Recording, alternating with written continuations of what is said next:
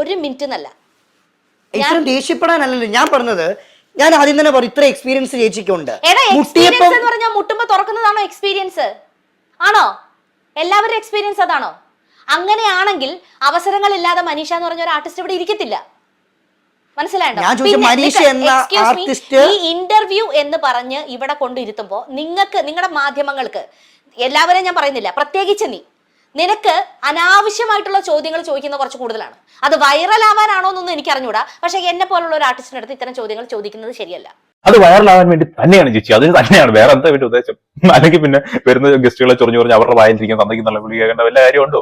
വൈറലാവാൻ വേണ്ടി തന്നെയാണ്. വൈറലാവാൻ വേണ്ടി ഇത്രയും തരം താഴേണ്ട കാര്യമുണ്ടോ എന്നാണ് എനിക്കറിയാത്തത്. പിന്നെ ഗസ്റ്റ് തന്നെ പറയുന്നുണ്ട്, നിനക്ക് ഇമാതിരി ചോദ്യമൊക്കെ കൂടുതലാണ് എന്നുള്ളത്. അതെ, ഇവൻ ഇമാതിരി ചോദ്യമൊക്കെ ഇച്ചിരി കൂടുതലാണ്. എന്നിട്ട് ഇവൻ പറയുന്നത് ദേഷ്യപ്പെടേണ്ട കാര്യമുണ്ടോ എന്ന്. ചിലർക്ക് ചില ക്വസ്റ്റ്യൻസ് കേൾക്കുമ്പോൾ അവർ ഒഫൻഡഡ് ആവും.